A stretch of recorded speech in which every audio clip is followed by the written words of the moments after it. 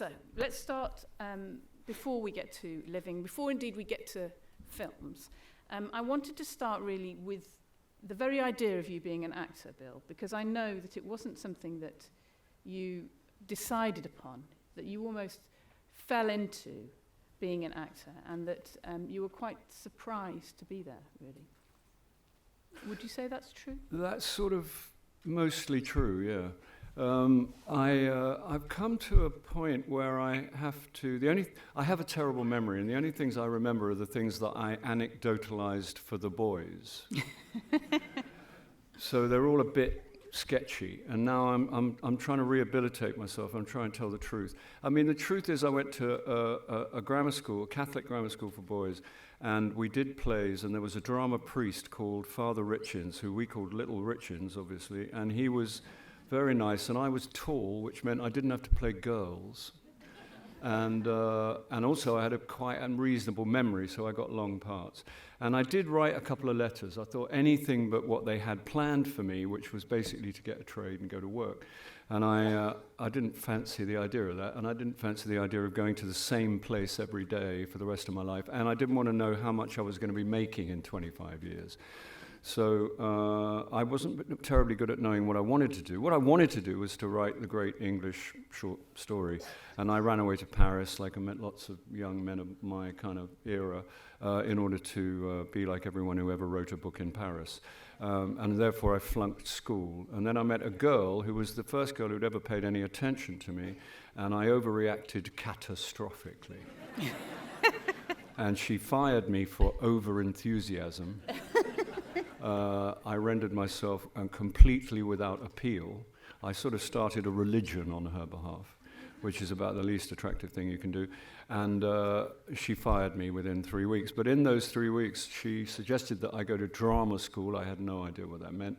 I'd never been to a play. She took me to the first play I ever went to, which was an all-male version of As You Like It. And Anthony Hopkins played Phoebe. And all the girls' parts were played by men. And it completely confused me, so that when I went to do my drama school audition, in fact, when I got the letter saying audition, I didn't know what the word audition meant. Things were different then. And I took the letter up the hill to her, and I said, I got in. She said, no, that's an audition. You have to go down there. So it was already not going well. And but because I'd been to an all-boys school and only ever seen one play, which was everyone was played by men, I thought I'll give them one woman and one man.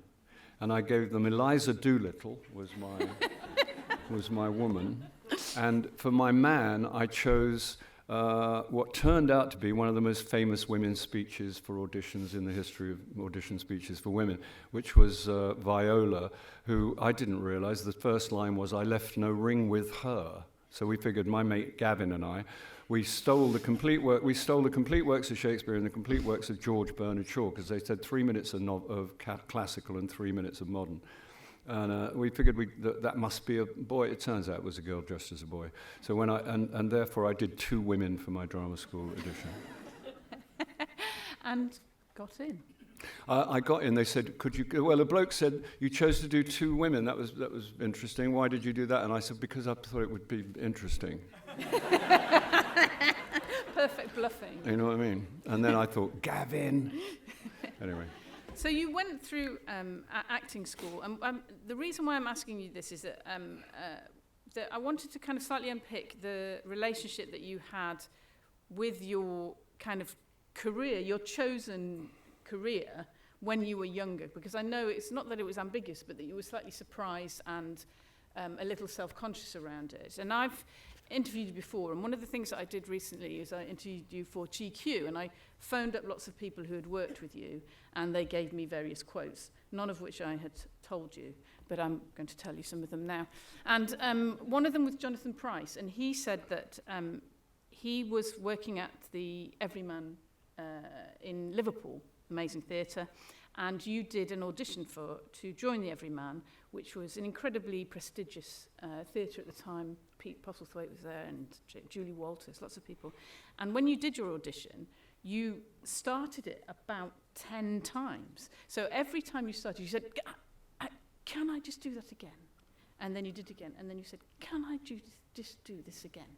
And he said, and I quote, that you were either a brilliant actor or a madman, and either way, he decided to let you in, which is possibly good. But I wanted to know what that kind of starting, and again, trying to get it right, where that, it obviously comes from a lack of self-confidence, but something else perhaps. Yeah, no, I had a complete lack of self-confidence. I had whatever the violent opposite of confidence is. And I'm amazed I even went for that audition. I'd retired. I was selling women's clothing off a stall in Surrey Street Market in Croydon, and it was the cheesecloth summer, if there's anyone left alive that knows about the cheesecloth summer. And we used to sell full-length cheesecloth skirts, and I used to wear one in order to, promote the product. And the bloke on the egg stall opposite, he just despised me because I dressed in women's clothing. But I had to leave I'd retired from being an actor, and a mate of mine had recommended me to Jonathan, who I didn't know anything about Jonathan Price, and I just thought, all right. And I drove the van. I had a Viva van. I drove it up there, and I left somebody on the stall, and I was really worried about the stall because I thought they were going to steal money, or you know what I mean. And so I tried to do the audition as quickly as I possibly could so I could get back in the van and get to the stall. And I didn't have any plans to go to the Everyman Theatre in Liverpool. I just did it to please a friend. And I don't remember starting and stuff, but I used to do that quite a lot because I found as soon as I opened my mouth, it was just terrible. Like you'd say a couple of lines and it would just be like, it would hang in the air, like it was just dreadful. So I was always saying, can I just, let me start, it was just panic. And I'm amazed. I remember there were lots of people there were like 20 people there. And at one point I had to make them into a clock. And make them, organize them. And I was in such a rush, I got quite, strident about it. And maybe that got me the gig. I don't know, but I was amazed to get the job. And you got the job, and it was fantastic. The Everyman is a fantastic theatre. You blossomed, would you say, in there? I wouldn't go that far. That would be stretching it slightly. You enjoyed it? No, I didn't enjoy it. I hated it. I lived in agonies of anxiety and paranoia and self-consciousness, and I just waited to get asked to leave. It's a habit I got into over the years, and it went on for a long, long time. In fact, it hasn't entirely left me. But and I went, and it was a political situation. It was a political theatre, which I didn't know. I was an average mess. I didn't know what left and right meant. And when I went there, it got too late to ask anyone. I remember I was reading the Times newspaper at one point, which was like when it used to be that big, and the director came and snatched it out of my hand and screwed it up and threw it across the table and said, I don't think there's anything for us in there. And that was a clue. I thought, okay, the Times is out. And they were all very, very talented. I was put in this group of people who were conspicuously talented, and it was very, very unnerving. Well, from there, obviously you've had a wonderful career, but I'm always interested in that idea of being so self-conscious and nervous about it that you carried on. I know. But there's obviously something that you loved in it, or that you. No. No, I haven't even. Did somebody tell you were good? No, not really. I wasn't. I got away with stuff. I don't know why I persisted. It's a mystery, except that I know I didn't want to have the conversation with anybody where they said, are you still doing that acting thing? Do you still do that? And me saying, no, I gave that a miss. I didn't want to have that exchange with anybody. I was too prideful. So, and I didn't have I'd flunked school, so I didn't have any levels. I didn't have any qualifications for anything.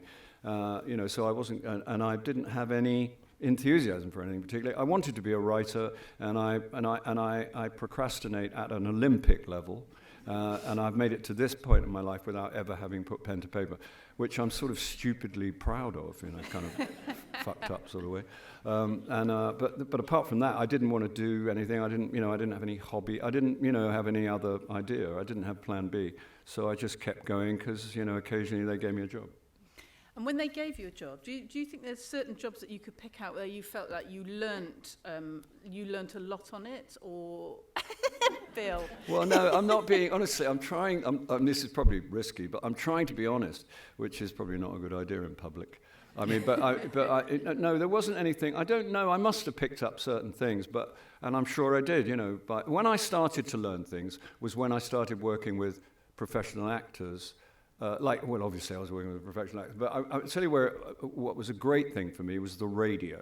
I did a lot of work on the radio, and they were at one point just about the only people that gave me any work, but they gave me work all the time. So I was always in a room with older actors, watching older actors go to work. And that was big information. And there didn't seem to be a lot of fuss about it. They just went to work.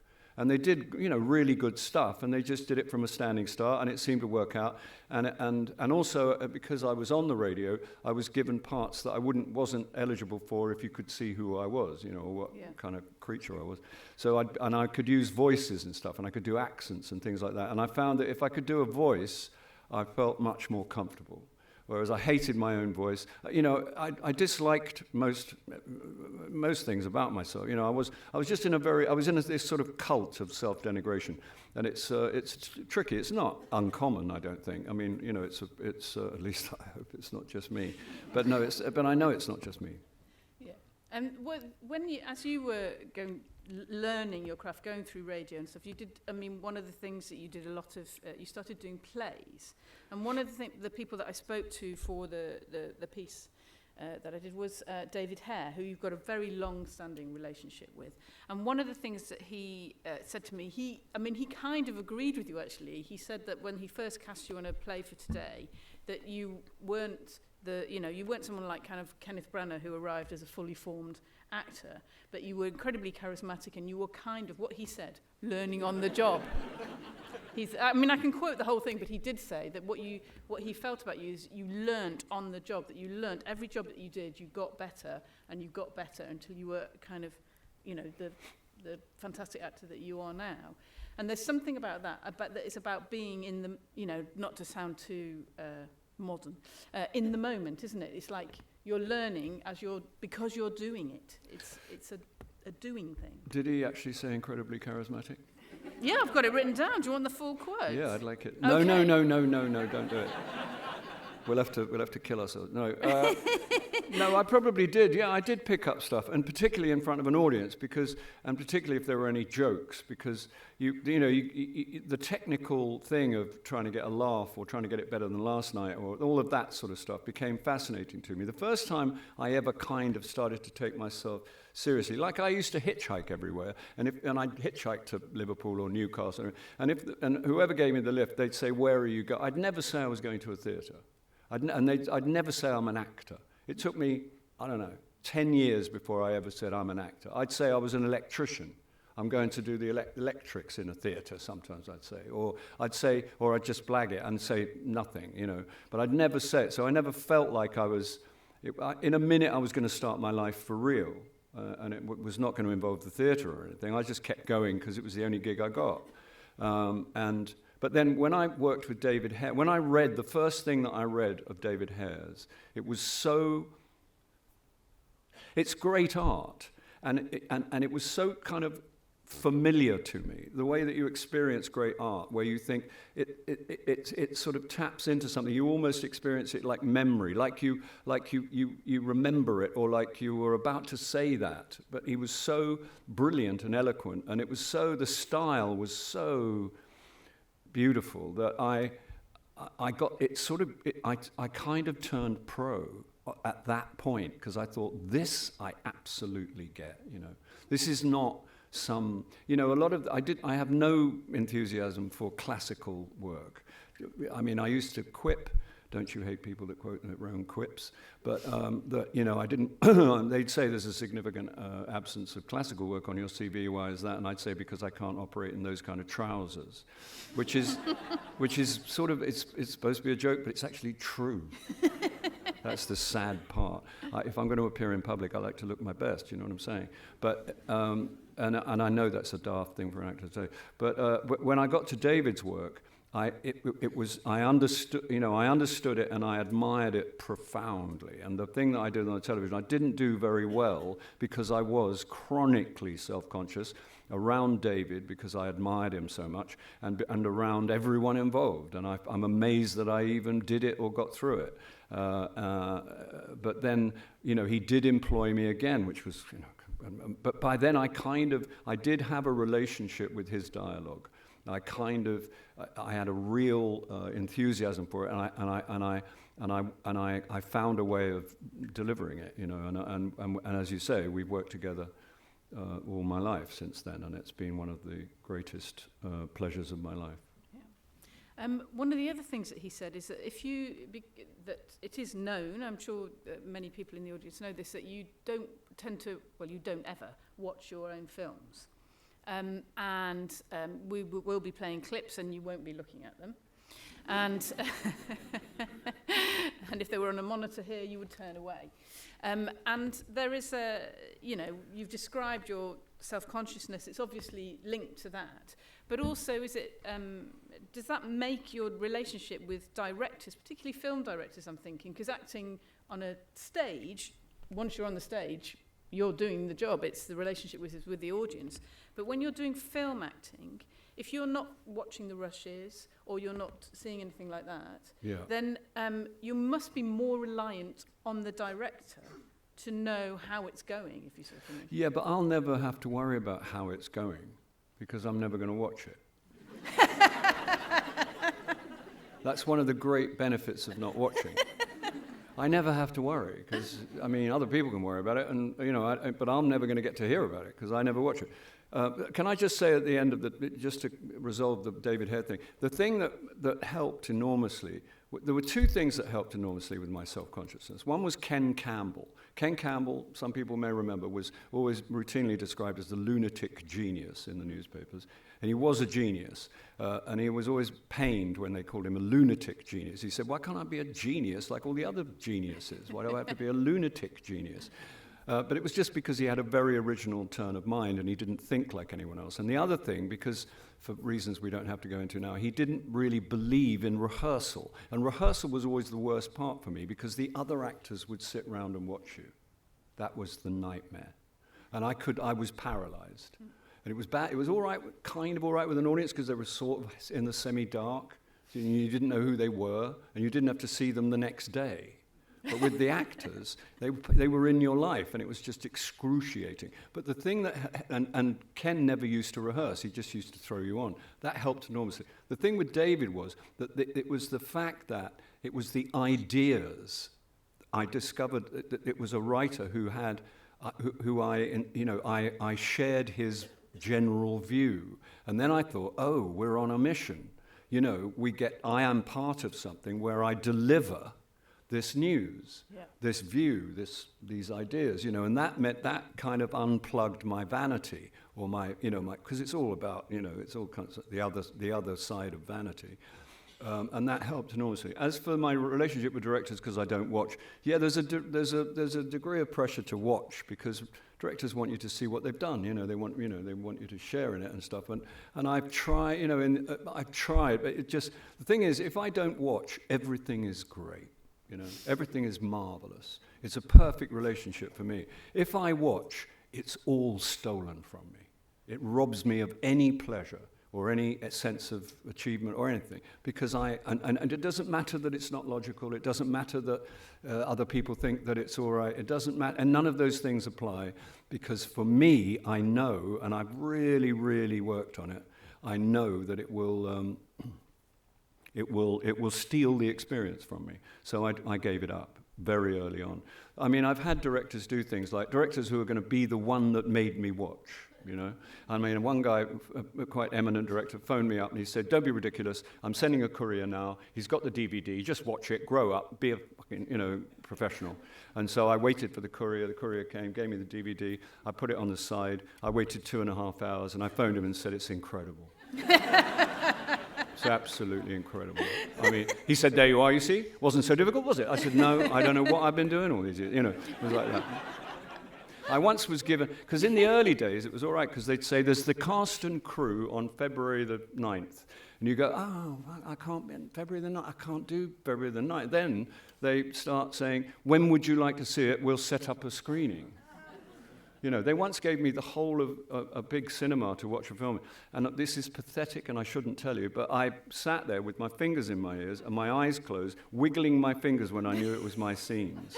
And I only blew it once at the end when I just thought it was all over, and there was one shot of me looking absolutely, obviously terrible, and that was. But apart from that, I saw none of the movie. I just can't take it. It's not good for me. Oh dear. Okay, well, should we play some clips? I'll put my fingers in my ears. All right, we are going to play some there was clips. one other time, I must say, when I did watch, because I took my daughter to a screening, who happens to be here, so I might as well embarrass her at least once. And this is not embarrassing, but and we had 2 seats, and I put her in her seat, and I said, I'll see you afterwards. And she said, where are you going? I said, well, I'm going to sort of, hang out in the lobby. And it's a bad look for your dad, what's he doing? He's hanging out in the... And I had to sit with her. She said, don't worry, I'll squeeze your hand when you come on, which she did, which was very nice.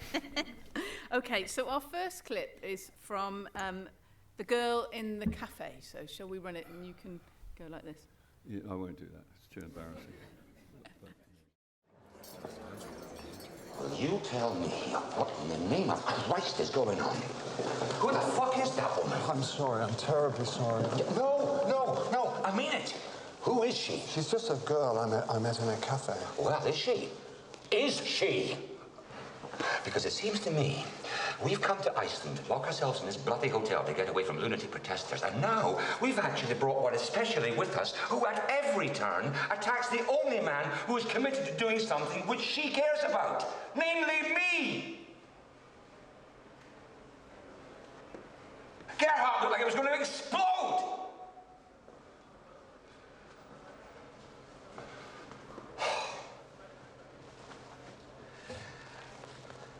Talk to Robert, Lawrence.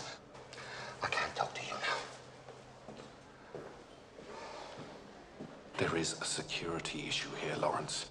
Can you vouch for her at all? I'm afraid I can't, not officially. I haven't checked her passport, as it were. We do have to make sure she's not planted here to disrupt. Absolutely. And even if she isn't, she is disrupting things. I can see that. And I think you will have to ask her to leave. Right. Certainly. Can it be tomorrow? I'm not going to negotiate with you about departure time, Lawrence. You decide what you think is the right thing to do here. Right. Right. I am truly sorry. And I'm sorry to say it's already a little late for that.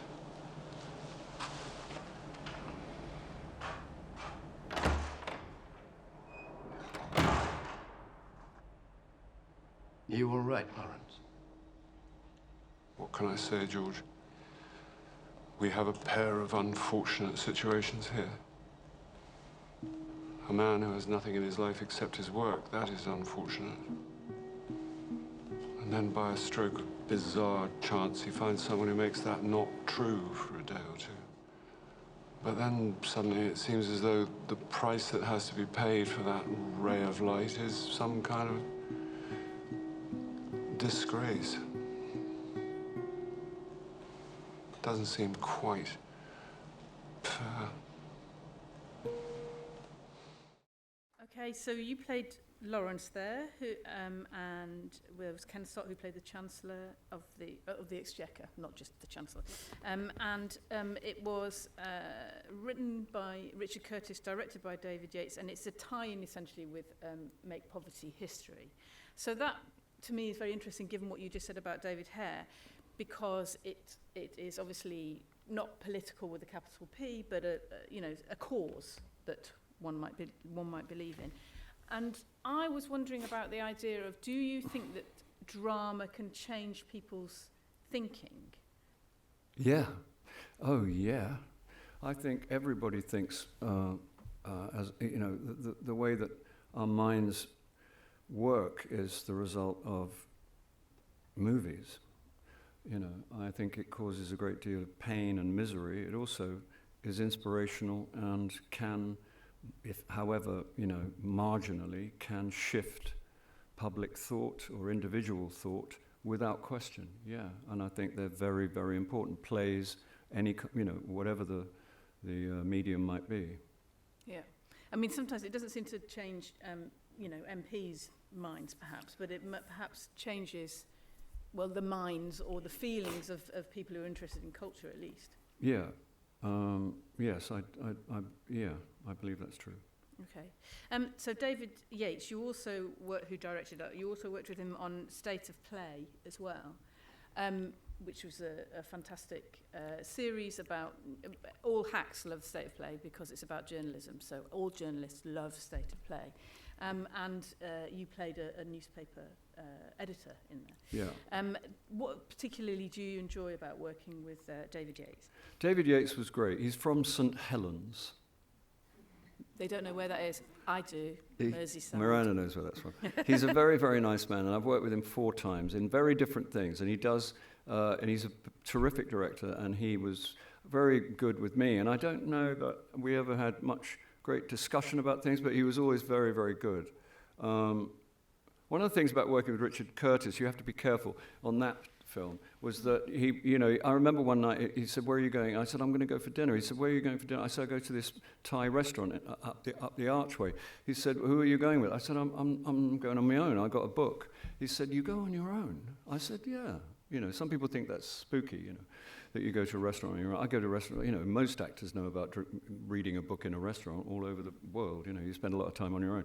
And he said, "Well, that's very sad. Don't you have any?" I said, "No, because, everybody was away at the time, And then the next day I came in and there were 2 pages, and one of the pages said, "Thai restaurant, he eats alone." They built a set.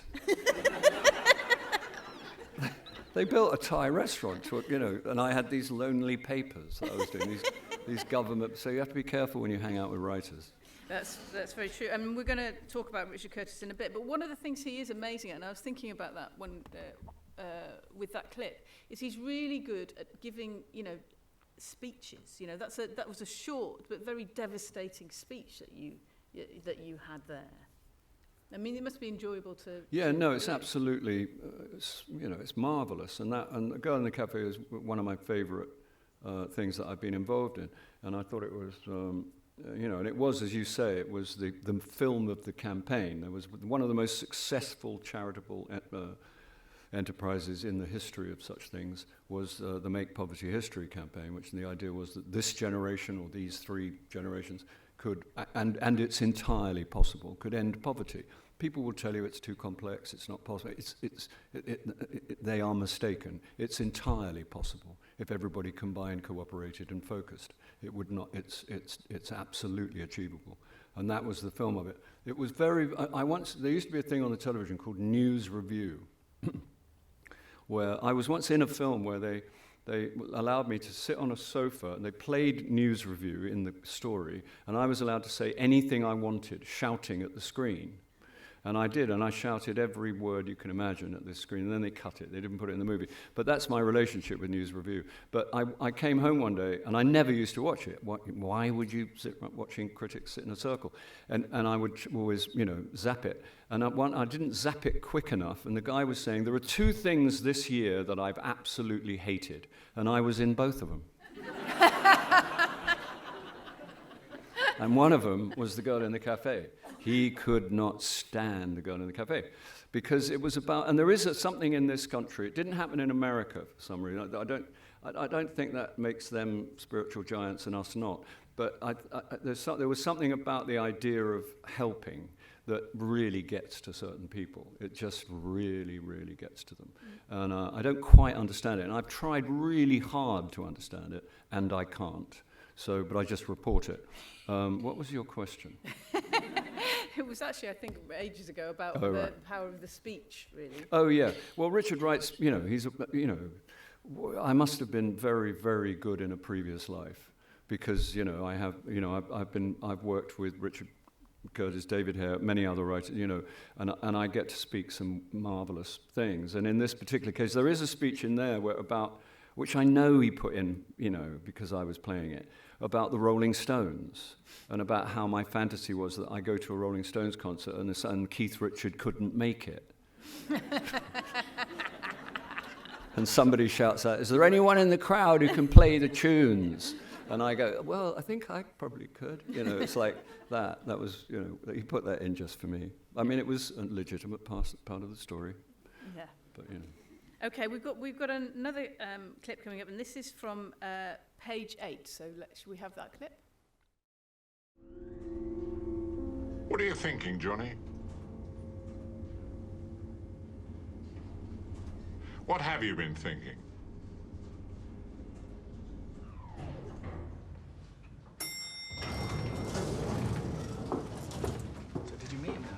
Why did you ask me what was I thinking? It's unbelievable. Someone who's meant to be responsible, someone who's meant to be my boss. I thought it was funny. You don't need to tell me. Well, it isn't funny, not in a fucking lift. Anger management, Johnny. I can send you on a course if you like. I don't ask you what are you thinking. Because my mind's a perfect blank, that's why. Things are that bad, I got home last night and watched the X Factor. Yesterday was Tuesday, X Factor's Saturday, so I know you're lying. Not lying, testing. Okay, so page 8 was directed and written by David Hare, and it's part of a kind of trilogy where you play Johnny Warwicker, who is an MI5 man. And I have often thought that perhaps David just wrote this just to make you happy, really, because you kind of dash around in amazing suits and you are...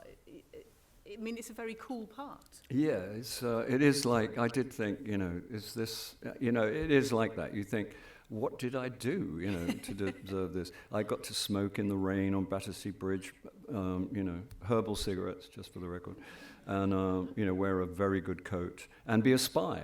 And I'd waited a long time to be a spy, and to work with Sir Michael Gambon, who, who I did declare some time ago, to be the leader of my profession. I went to see him in a play which transported me, and his performance completely thrilled me. And I wrote to him and I said, I now consider you to be the leader of my profession. And he wrote back saying, thank you for your support. I'm wearing it as I write this note. He also used to creep up behind me in the canteen at the National Theatre and say deeply profane things which were encouraging. He'd say, I saw you last night, you fucking little bastard. And that would keep me going for 18 months. Michael Gambon called me a bastard. So, but he is, touched by genius. There was a moment where we did a scene in an office, in a darkened office. I get very moved by Michael Gambon. When we meet, we both, I think it's the same for both, I don't know, but I find it very moving because I admire him so tremendously. And it was a very simple scene which didn't require any great emotion. But he was sitting in the dark as my boss, and I was sitting in the dark with my back to the camera, thankfully, because he started to speak, and I started to weep. It was totally inappropriate. There's nothing in the script that says he weeps. And I just got tears in my, and I couldn't do anything about it because I was on camera, And then at the end of it, David Hare, who was directing, came round and just went, Michael. And, as if to say, what am I supposed to say? It's just, thank you or whatever. And Michael just went, fuck off. Leave me alone. Let's do it again. Things like that. Okay, I'm just conscious of time, so I'm going to bang through a couple more clips before we get to Living, because I really want to talk about Living. Okay, so this is About Time, written and directed by Richard Curtis. And so, a toast to the man with the worst haircut, but the best bride in the room. Ladies and gentlemen, Tim and Mary.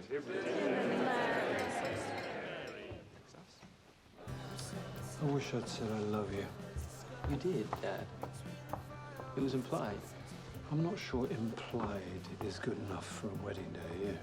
No, don't do it. It's fine. I'm so happy with it as it was. You really don't have to. I'll do what I want to do, young man. Will you excuse me for just one moment? Later on, I may tell you about Tim's many failings as a man and as a table tennis player. But important first to say the one big thing. I've only loved 3 men in my life. My dad was a frosty bugger, so that only leaves dear Uncle Desmond, B.B. King, obviously, and this young man here.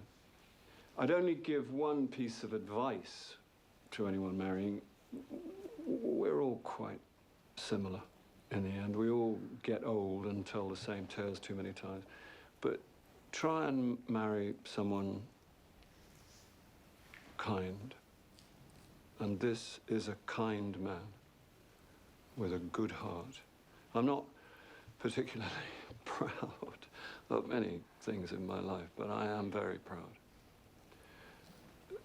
to be the father of my son. So I have to say that makes me cry.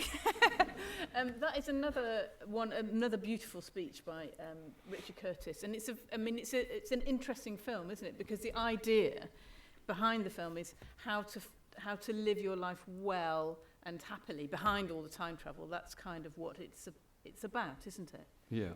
Yeah. Yeah, it's funny, I read two things around that period. One was a Martin Amis novel called, I can't remember, but anyway, there was at the very end of the book, all kinds of stuff happens, and at the very end of the book, a young man says to his girlfriend, she says, I'm going to take a shower, and he says, I was going to put the kettle on. She said, well, I was going to take a shower. He said, well, I'll wait for you when you've finished your shower. And that's the end of the book. And it's very moving. It's just like normal. You know what I mean? It's just like tender and normal. And similarly, at the end of this, I think Donald receives a phone call from Rachel McAdams who says something like, "Do you want chicken in the risotto, or do you want?" Well, I can't remember what it is. It's something like that. And he says, "I don't know. What do you think? Should we have chicken?" Or something like that. And it was those two things. They were expressing the same thing, which is this is normal shit. You know what I mean? This is profound. I mean, what it is really is about how do you live your life without getting, sucked into ordinary pits of despair or ordinary kind of like, I don't know, negative, huge peaks and troughs, and how do you live your life in a way that's going to keep you happy? That is kind of what it's about. Yeah, I know. I don't know how you do that, but no, it is about that, and it was very, and it's entered the language, and it's easily now, because I don't have a car and I walk everywhere and I meet a lot of people, it's easily the film that most people talk to me about, and a lot of young people talk to me about it, and a lot of people say they left the cinema and called their dad, obviously, and the things like that, and it was, it really hit the spot. It was also very, very, very big in South Korea. And I read this. No one could work out why it was so big in South Korea. And eventually a South Korean person explained that it very much followed their Buddhist guidelines, they felt. And that also the father-son relationship is a very treasured thing, which is in every culture, but that's part of the reason apparently. It's interesting, isn't it? Because that About Time, like I think actually many Richard Curtis films, doesn't always land so well with the critics, but always tends to land incredibly well with audiences. Yeah, the critics find it, I always imagine, 40-something male critics who've just finished painting their bedroom black. And who like films about suicide and shit. You know what I mean? Like real stuff. It's like Richard used to say, films that tell you how bad things can get are often described as searingly honest. Well, how about films that describe how good things can get being searingly honest? But it's just bullshit. It's just like tabloidy stuff that's entered the language and everybody gets confused. But people don't care. People want to hear from Richard Curtis, and they flock to the cinema, fortunately. Yeah. Okay. So we have another clip. This is from Pride, and then our final clip will be from Living. So let's have a look at Pride. For God's sake, leave him alone. He's not a girl's world. But we love him, Mum. Okay. Design speak. It's called the Great Atlantic Fault. And it starts here in Spain, and then it goes under the Bay of Biscay, and then it comes up in South Wales. And then it goes under the Atlantic for miles and miles and miles, and it comes up again in Pennsylvania. My father used to talk about it. Yeah. And mine. A dark artery. That's it, yeah, that's it. And you could take a miner from Wales or Spain or America, and you could show them that seam and they would recognize it. There's no other coal like it. It's perfect, pure. Yeah. I lost my younger brother to that pit. 36 years old, but without it, these villages are nothing if finished. That's what I'd say if I ever came face to face with Margaret fucking Thatcher. That's what I'd tell her. The pit and the people are one and the same.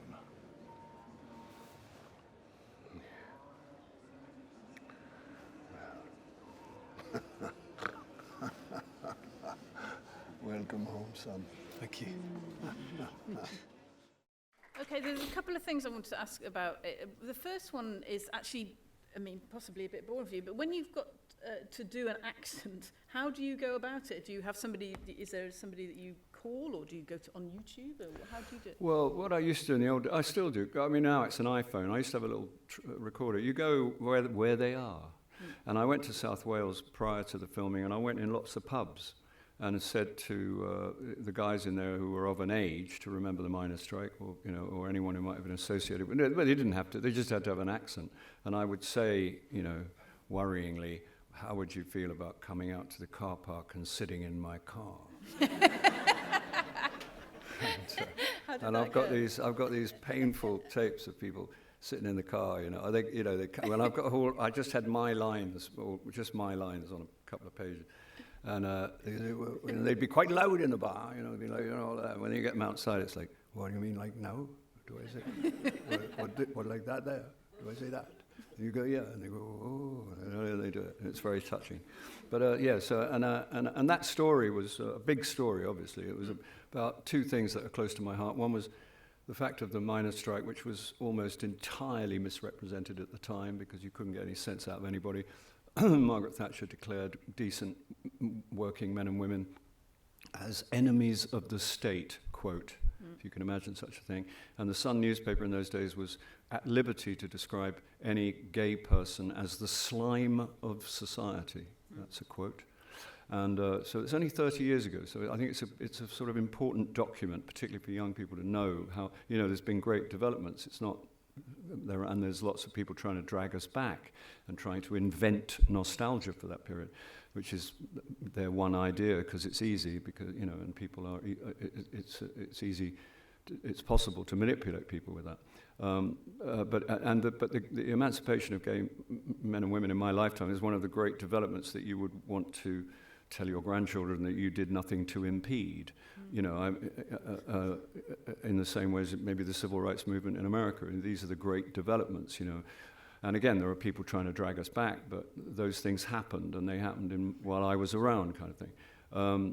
And this story, which is entirely true, and everyone that was all the real people was shown the script, and they all absolutely endorsed it and said, this is what happened.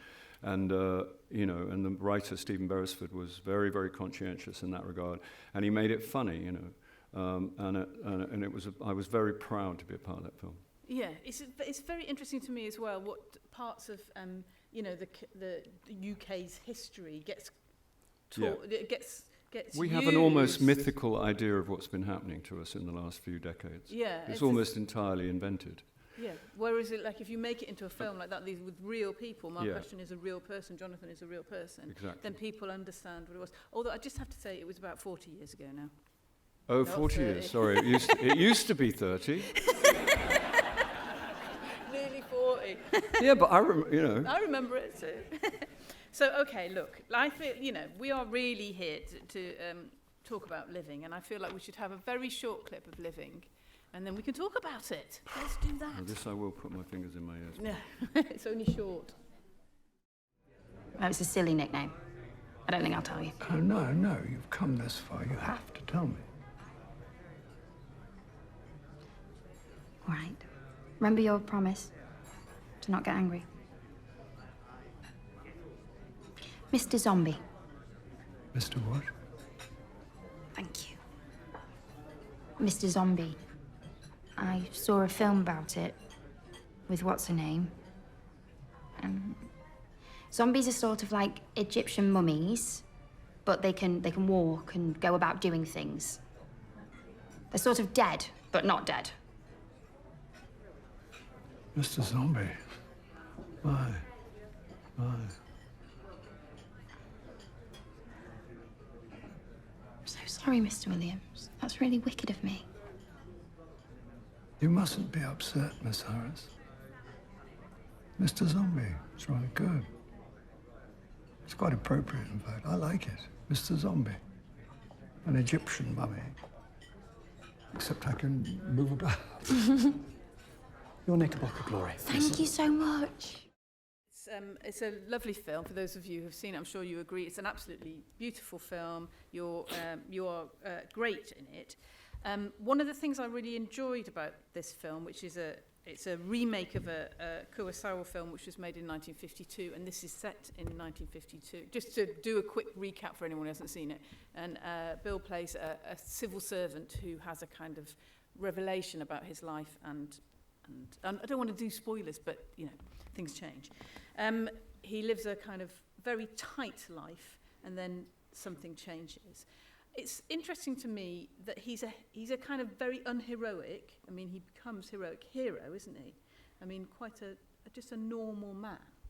Yeah, and I think, and I'm interested in that, and I'm interested in playing those kind of characters, because there is a degree of heroism for all of us. You know, just getting through the day and considering, you know, mortality.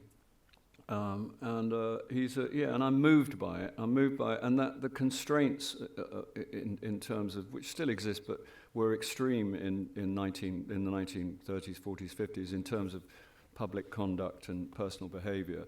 And it's interesting that it was transposed from Tokyo, and you know, it's originally a Tolstoy Russian, obviously, short story, and then interpreted by Kurosawa and then by us.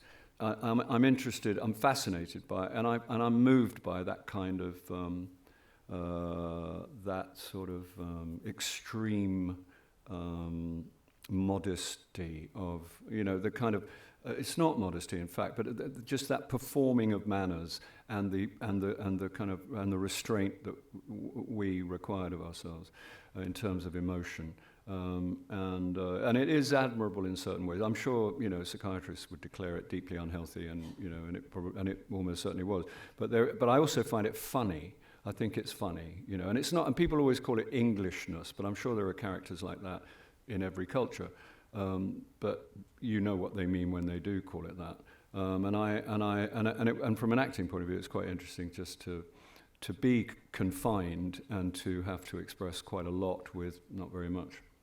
Yeah, he's kind of constrained by duty almost for a very long time, isn't he? And then the circumstance happens, and there's a point in the film where he tries another kind of character out, doesn't he? He meets Tom Burke, who plays a character who's loose and exciting, and Mr. Williams tries to kind of join in, doesn't he?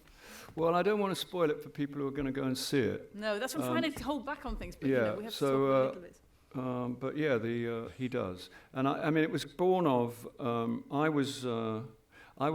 was invited to dinner by Stephen Woolley and Elizabeth Carlson, who produced this film, who are the great, you know, amongst the great British film producers of all time, and I'd made 2 films with them before, and I was invited for dinner, and I fell asleep on the sofa. And I knew that the other guest was the Nobel Prize-winning novelist Kazuo Ishiguro. So, you know, not the night to fall asleep. I fell asleep and the phone rang at 9:30 saying, "You are coming? Are you coming?" And I was in central London. They were way up in North London. I didn't get there till 10:30. You know, it was terrible. On the way, or rather the day before, I'd been Googling around for music on my phone, and I found out that Greg Allman had done a cover version of Bob Dylan's "Going, Going, Gone" on his final album, because he knew he was dying, and he made this album and not surprisingly covered "Going, Going, Gone."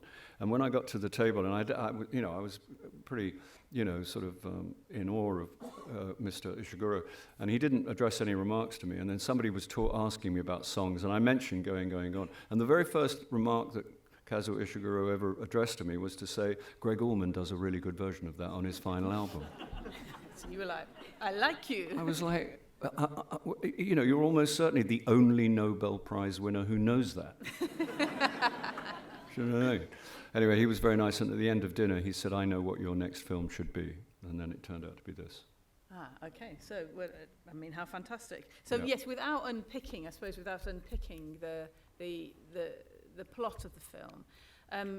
I'll rewind back from the kind of Tom Burke section, but the idea of an ordinary man being a hero is something that is that is interesting, and actually does remind me slightly of that about time kind of feeling. It's like, how can you live your life, a small life? Most of us have small lives, don't we? How can we live our lives in a way that has some kind of meaning? Yeah, they all have something in common, and I think it is the great subject. You know, how do you not live in the past, and how do you not fear the future, and how do you make the most of the minutes you're in?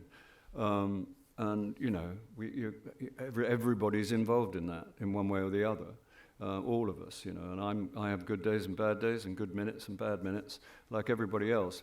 You know, it's that irritating thing that people say about, you know, try living every day as if it's the last day of your life. Well, you know, I can't do that. I don't know if anybody else has had any success at that. You know, you just want to say, shut up, leave me alone. You know, it's like all those improving things they do for advertising now, like inspiration, or, you know, no such thing as failure. Oh, fuck, well, you know, leave us alone. But it is seriously. Sorry, I rambled slightly there. But I know it is about that, and it's largely, and it's about procrastination too. Which, and as I said earlier, I procrastinate at an Olympic level.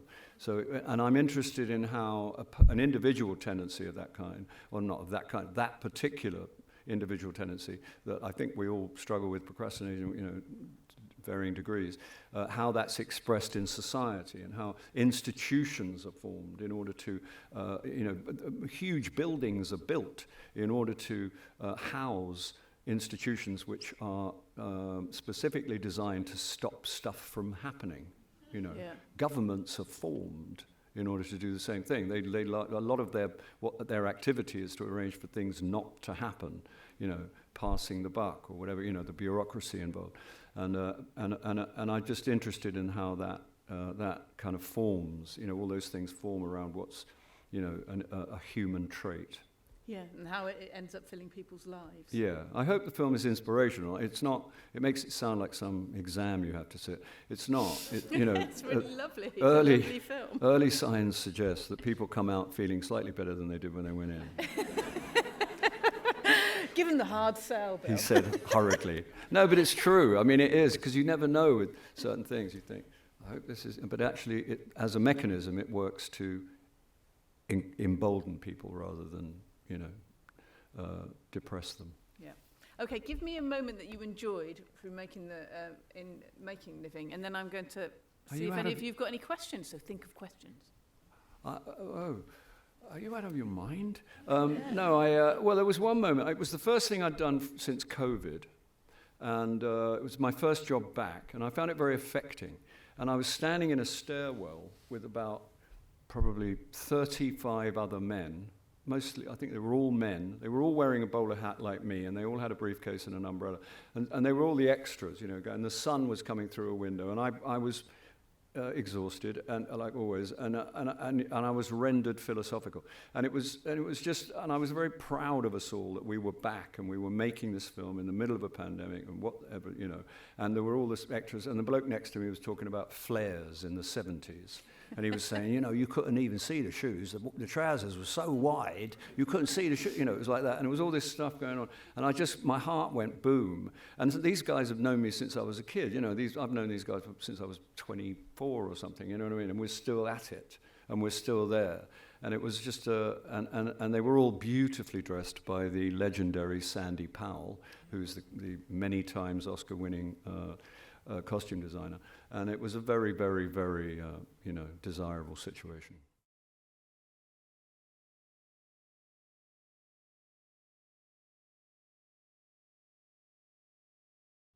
No, he is a liar. Is he?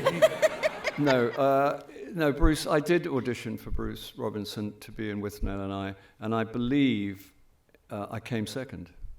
And that's all. And I wasn't very good. I was not very good. I was one of those occasions where I couldn't do it. I was too self-conscious, and I knew I was being bad during the audition. It was just awful. I mean, that was the story of most of my auditions. I mean, I was very bad at auditioning, and And it was a big disappointment at the time. But no, but then later we worked together in a film, and he was an actor in a film with me, and we did a film called Still Crazy, and he was the legendary, charismatic, impossibly good-looking guitar player, and very good he was too.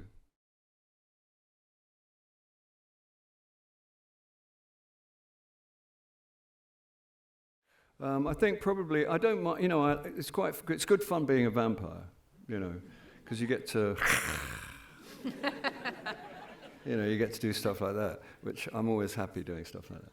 But I think probably I like to play, regular human beings, probably more than the quieter kind of guys that, struggle. I'm good at paranoia, self-consciousness, disabled by, shyness and, terrified of women. I'm good at that. That's really my area. It's not entirely your area, though, is it? No, really? I mean, let's face it. I've helped. Yeah, no, there was a period. You have periods in your life. There was a time where I played 6 journalists on the trot when I was in my 20s, because everybody go, journalist. Well, that bloke, he plays journalist. Bill Nighy, you get that. And then I played in my 30s. I played men who were a nuisance around women. We need a nuisance around. Bill Nighy would do that. There's a point where you're playing kind of roue rock stars in dodgy trousers as well. Well, there was. How dare you? Yeah, that's true. That's true. That's true.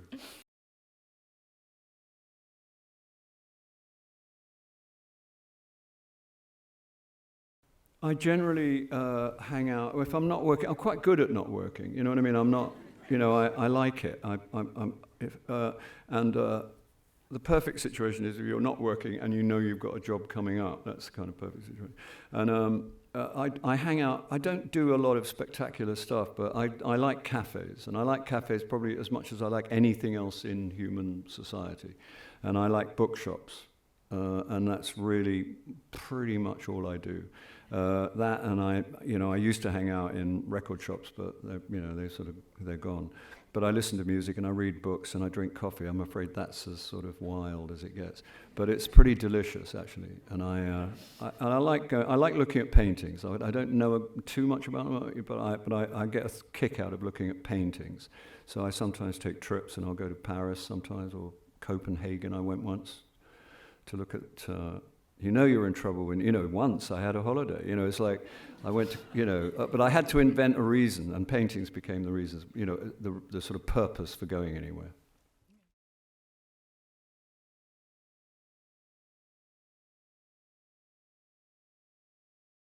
Yeah, that was a great period for me. That play was a great experience for me, and Anthony Hopkins played a character, a South African newspaper tycoon. And I've never seen anyone act better than that. And it was very, very funny. It was a big fat comedy. It was the first contemporary play ever to be done in the Olivier. And I was his Australian sidekick. And one of my great lines in it was, "How's it hanging, Bishop?" Which I claim I wrote. I think I wrote that line, which is not, anyway. But David thinks that he wrote it. I'm sure he did. But it was very good fun, and it was great. And there was a scene at the beginning of the second act. Tom Stoppard and David Hare both have a theory of what to do after the interval, where the gin is just making its way around the people's brains. You know what I mean? When they come back from the bar.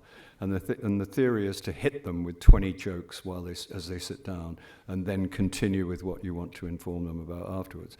And the bit after at the beginning of the second act of Pravda, is Tony Hopkins in a kimono with a 7-foot bamboo pole, practicing a fictional martial art called Toyinka. And if you are reckless, and you wear shorts to the theatre, you can sit in the front row of the Olivier, and if you want to, you could cross your ankles on the stage in front of Anthony Hopkins. You could do that if you want. And one guy did do that while he's carrying a 7-foot bamboo pole. And at one point, he brought and Tony used to do this thing of screaming in impenetrable Japanese. He'd do stuff like that. And he saw these. I saw this guy's ankles. I thought, gee, are you out of your mind? And he brought this pole down violently 2 inches above the bloke's head. And the bloke's legs retreated into his torso. And the whole of the audience could see it. And no one could breathe, for a moment. And this bamboo cane was just hovering above his head. And he's going, like that. And my next line was, "People are beginning to worry about you, boss." And for about 30 seconds, I was in theatrical bliss. I was in heaven. I didn't want to say the line because I didn't want it ever to end. Because I had the perfect solution to this terrible situation. It wasn't terrible. It was just the guy, how dare you? You know what I mean? Anyway, so I said the line and it just went off like a bomb. That was my fondest memory of the whole affair. And with Anthony Hopkins, I remember talking to David Hare about this actually, and he said because Anthony Hopkins is immense in this role, and right from the start in the rehearsals, he was fully like that. Was there a sense that you had that really, in that situation where you've got Anthony Hopkins like absolutely going for it, that you have to step up to it? Oh, God, blimey, not half. I mean, it was terrifying. I mean, he said he played it as a combination of a lizard. He used to do this thing with his tongue. He was playing, a horrible person, and I think Stalin and Hitler. Those were his role models. So you know what I mean? It gives you some idea. He used to do this thing of smelling people, which is the most offensive thing. If that was a person, he'd go up and go. It's like the most offensive thing you could do to him. I've stolen it. I've done it a couple of times in plays, including to Andrew Lincoln, who happens to be in the audience tonight. I did it once in a thing. But he was, and David, as soon as Tony started, he knew all his lines, he did everything, as you should, before you start rehearsals. And he did all it. He went off like a bomb. And then David took me quietly to the side and he said, "I think you might have to find something physical to go with what Anthony's doing." So I had to quickly work up something overnight, and I got a funny walk and doubled my accent.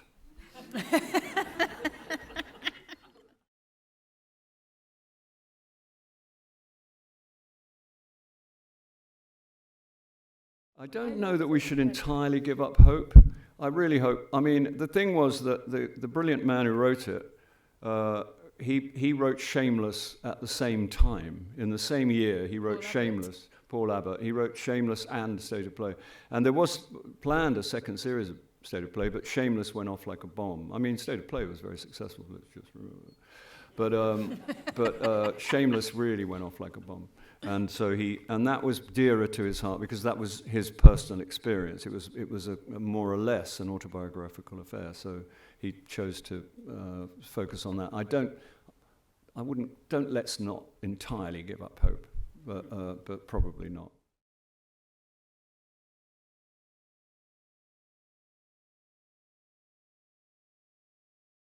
I'm just a fan. You can do air guitar. I'm very good at air guitar. In fact, at one point, I was asked to enter the air guitar world championships. and I don't know why I'm not surprised, but they take place in Finland.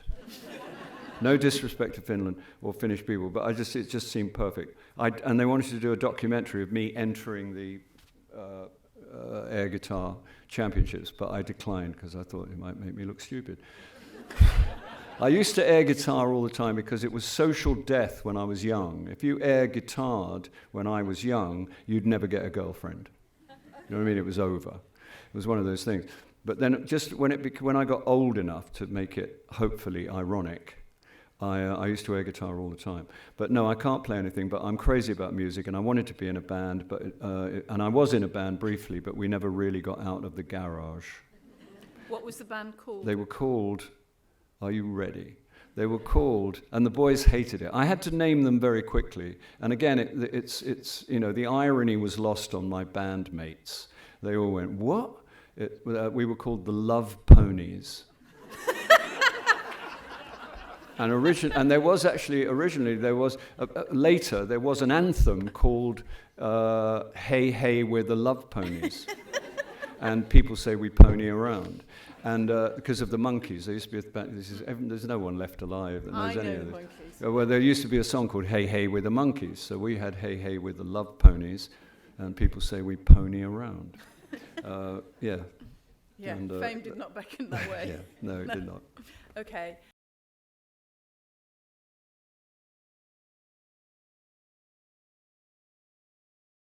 Yeah, I don't. I'm not. I don't have a process in that way.